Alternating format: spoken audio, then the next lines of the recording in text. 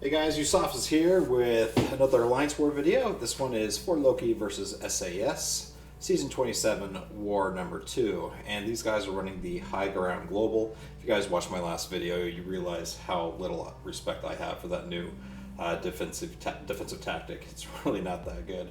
Anyway, I've got 5 fights this war. I'm on lane 5 for the first section, lane 9 for the second section, and then I do have a mini SpiderGwen on node 55. So, first fight here is with Ebb and Flow Knockdown against HitMonkey.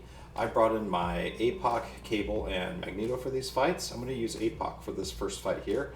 I've taken HitMonkey here a few times. This whole video, you're gonna shake your head and slap your forehead, wondering what the hell I was thinking. I was getting ready to go out for the night, and I really wasn't concentrating on these fights, so I probably should have. This was again one of the wars that for Loki wasn't really stressing about.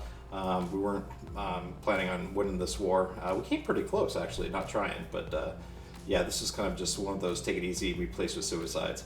But anyway, against HitMonkey here, I usually try to get to my SP2 as soon as possible, and I'm going to say that heavy was to get to an SP2 as soon as possible. We'll blame it on that. And you see, I'm starting to he's starting to proc his evades, and his evades are failing because I'm APOC. I get to my SP2, he throws an SP1 real quick, and pretty soon you're gonna see me lay into him with my SP2. It's gonna. The heavy was to get the bleeds on, so I get some more debuffs on him. SP2 is launched, and HitMonkey goes down. I end the fight with 69% health, so not too great, but you know, heck, whatever. You know, I got through it. All right, so the next fight is against Darkhawk. I will be using my Magneto. This was a really bad fight, but I did. I get through it without dying. I probably could have played the tactic a little bit better, but again, I wasn't concentrating too much on this one.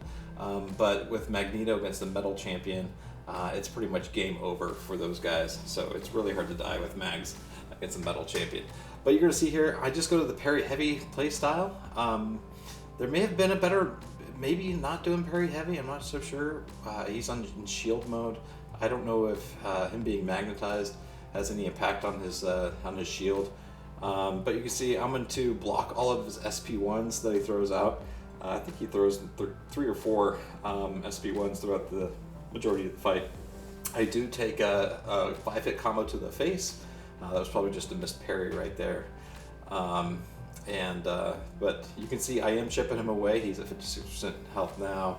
I'm at 76. I'm going to block all of his SP1s. I'm going to launch an SP2 here. And that's going to take most of his health down. He's down to 34%. And this fight was just, you know, whatever.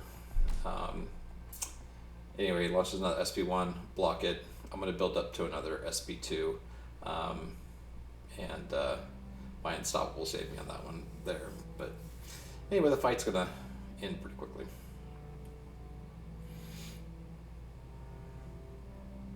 Yeah, if you guys have any comment on the best way to go against Darkhawk, just let me know. Right in the comment section.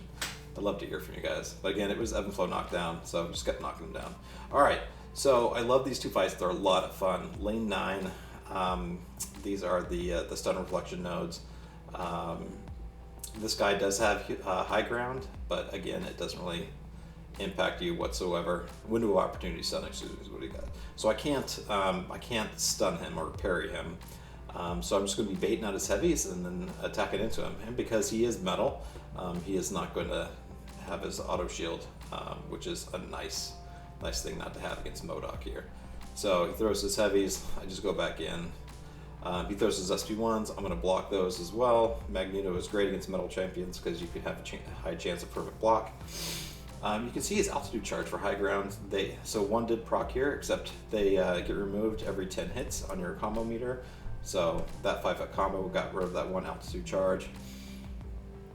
I'm going to launch an SP2.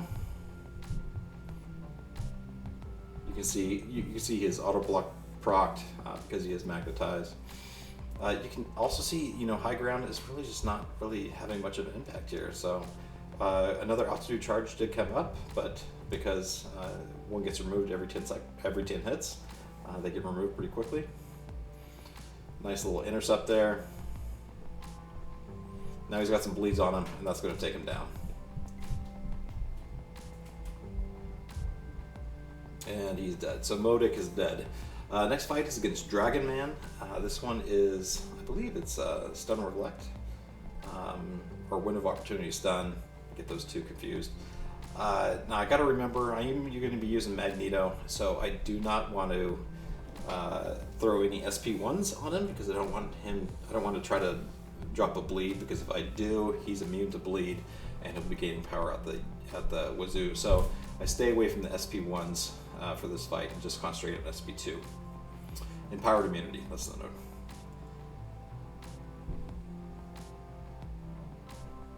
Again, this guy is metal, so it was a really easy fight.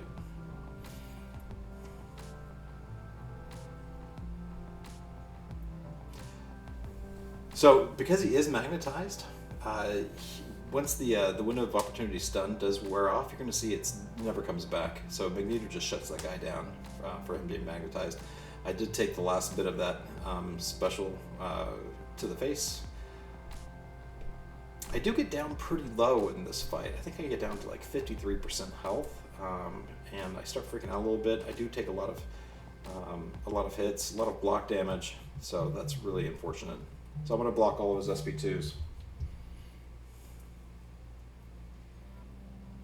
Launch mine. Again, staying away from the SP1s.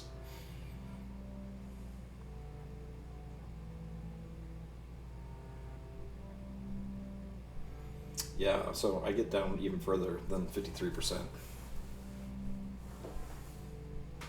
I do get some nice intercepts off. He throws his SP2. I punish it.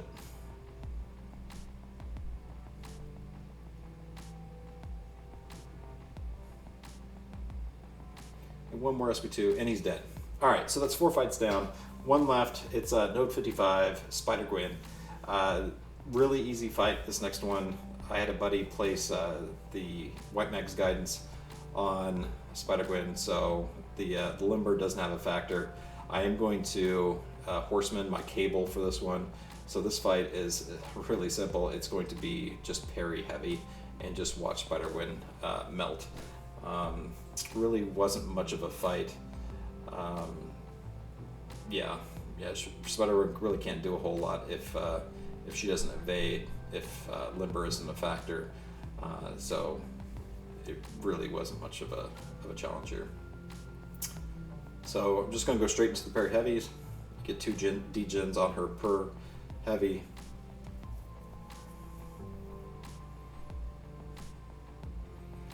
And she's already down to 80% after 4 hits. So.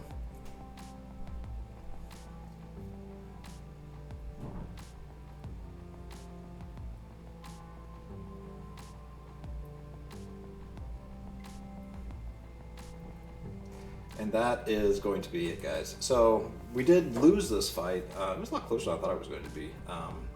But way to go, SAS. Hope you guys have a great rest of the season. We may see you a couple more times until the season's over. But another quick fight, quick war, and I'll chat you guys in the next one. Thanks, guys.